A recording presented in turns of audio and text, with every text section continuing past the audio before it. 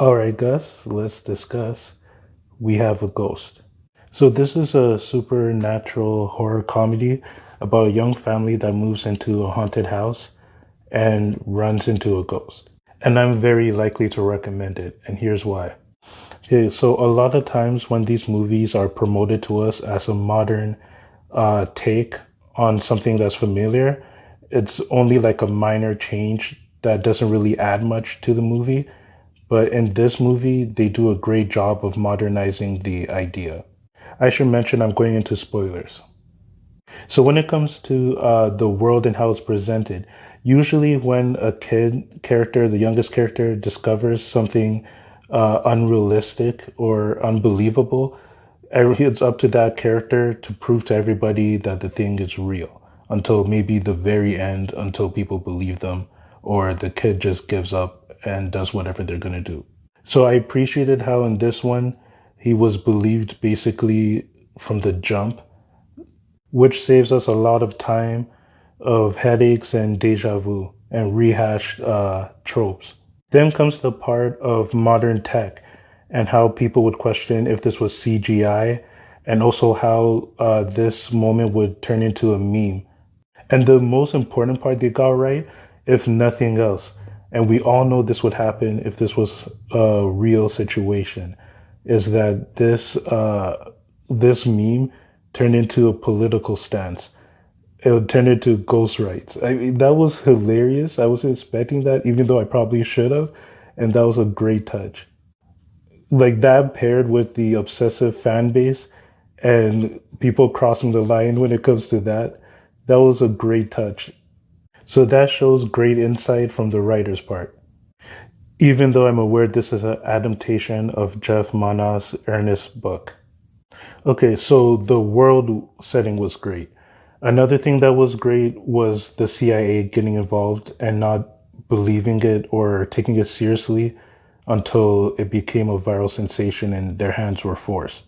Because if this was just the CIA and the family wouldn't stand a chance, just like in the movie. So the fanfare kind of gave them a little bit of a fighting chance, a puncher's chance.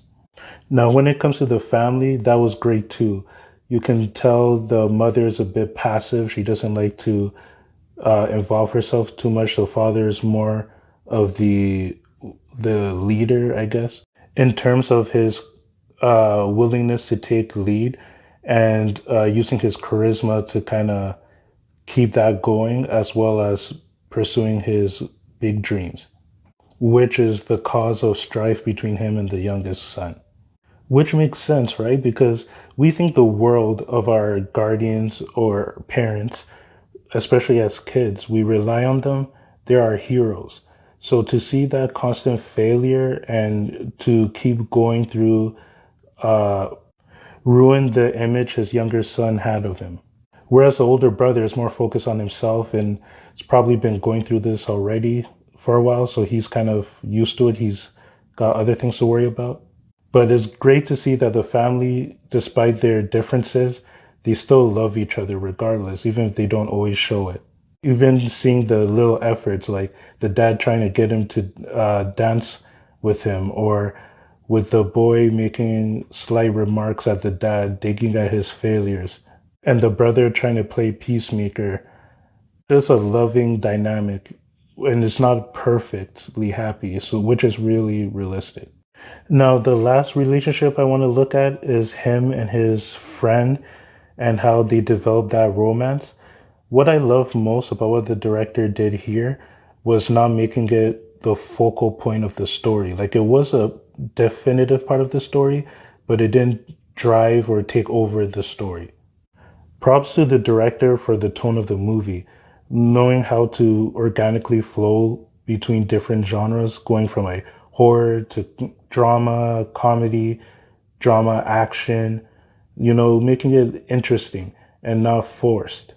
It was shot beautifully. The music didn't stand out too much for me, but that's also good. It's better than it being noticeably horrible. The graphics were great. Obviously, you could tell, and especially during the daytime. And the acting really helped this movie too. Everyone did a great job whether it be the girl who looked like she was an early 2000s hacker character, or the ghost David Arbor not even speaking, and all the emotional he was able to express without speaking was powerful. Disappointment of the youngest son, the father just trying to do right. Everything was great about this film, and that's why I'm very likely to recommend it. And that thrilling part at the end, that really was shot great. And these fight scenes were better than the Christopher Nolan Batman trilogy. I know that's not saying much, but just think about that. It was great. You could feel the tension. You can see what's happening even at nighttime. It was filmed fantastically. The CIA kind of turned out to be pointless. Could almost do without that, but still made sense for the story. This movie is one of my favorites now.